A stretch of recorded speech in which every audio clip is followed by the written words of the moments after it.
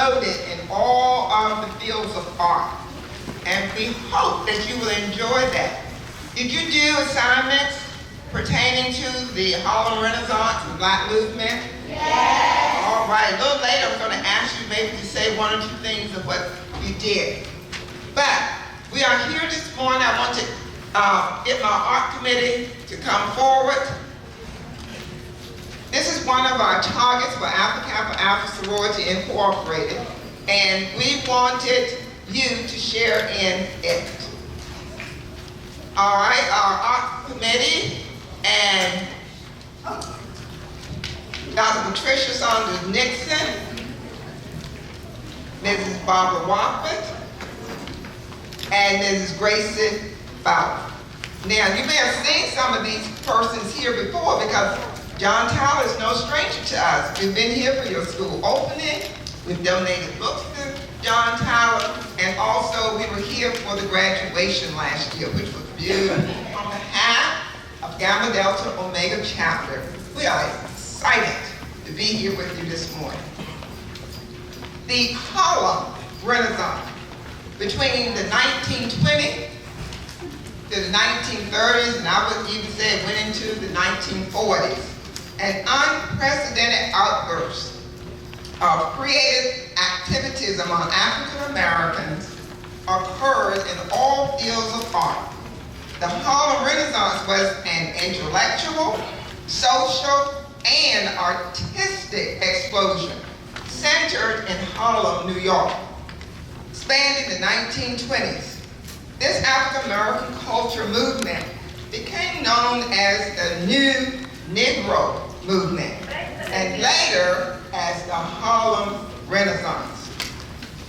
Harlem attracted prosperous and stylish Black middle class, from which sprang an extraordinary artistic center.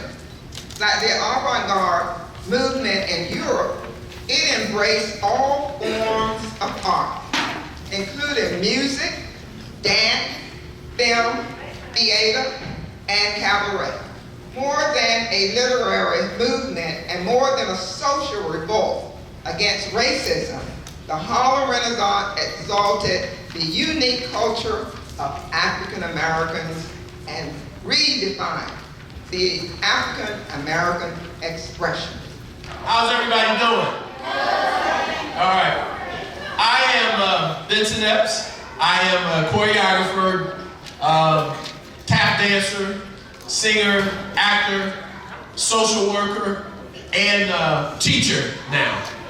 So I'm happy to be here to share with you all this morning one of my favorite dancers, Bill Bojangles Robbins.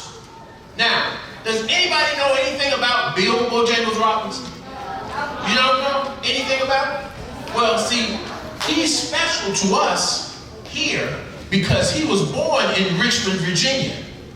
He was born May 25th, 1878 in Richmond, Virginia.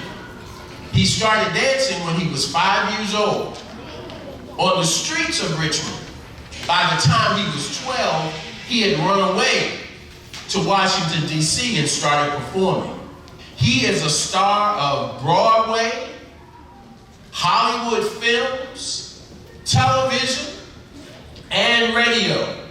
And in some circles, he was known as the mayor of Harlem, New York. So this morning, I just want to do a little tribute to Bill Bojangles Robinson.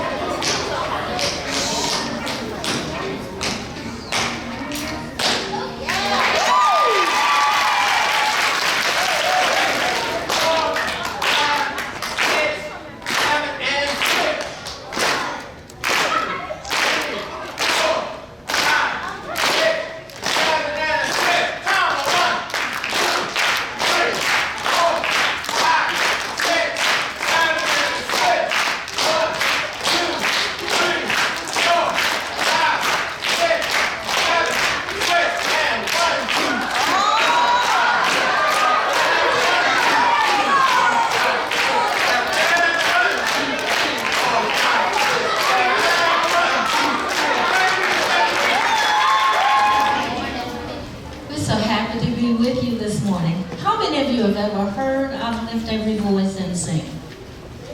Some of you have. You'll know a little more when we finish today.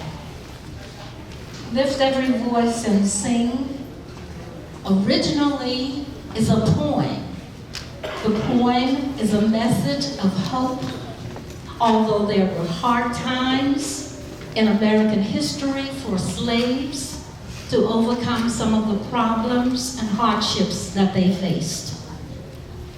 It lets us know that with hope, these problems may be overcome, that equality and opportunity for everyone, no matter what the race, color, or creed, is possible if you have faith and believe.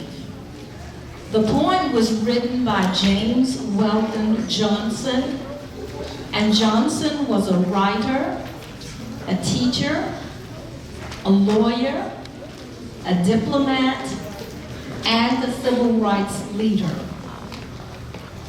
This particular poem was actually written to celebrate the birthday of Abraham Lincoln. Abraham Lincoln, in conjunction with the signing of the Emancipation Proclamation. Later, the poem was set to music, and you will hear that music. At this time, we're going to listen to a rendition by our diva, Dr. Patricia Saunders Nixon, who is going to sing for us the Negro National Anthem, as this poem has become known. It's treated just like you treat the Star-Spangled Banner. Lift every voice and sing till earth and heaven ring, ring with the harmonies of liberty.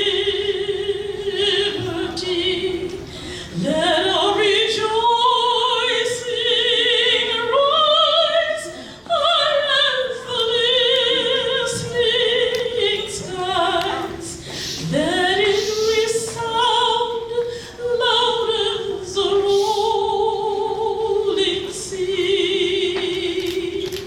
Sing a song full of the faith that the dark past has taught us. Sing a song full of the hope that the present has brought us. Facing the rising sun on the day dawn. Let us march on till victory is won.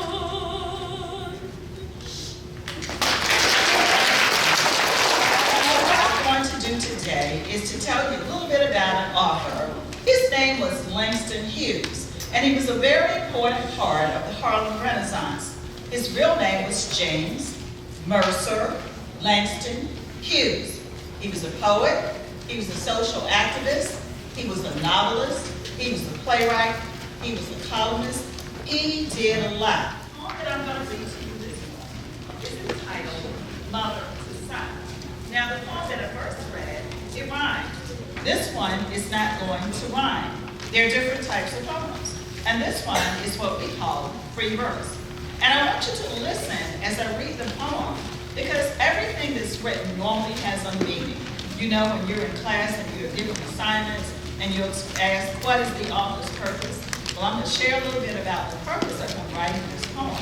It's called Mother to Son.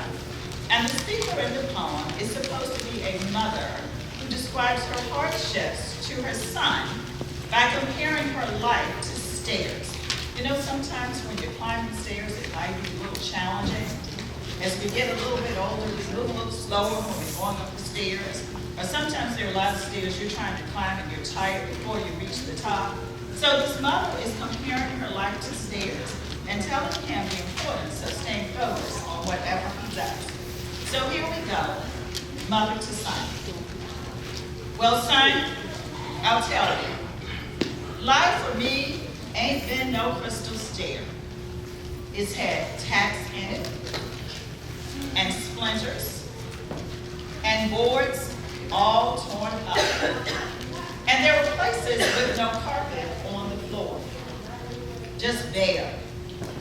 But all the time, I've been climbing on and reaching landings and turning corners and sometimes going in the dark where there ain't been no light. So boy, don't you turn back. Don't you sit down on those steps.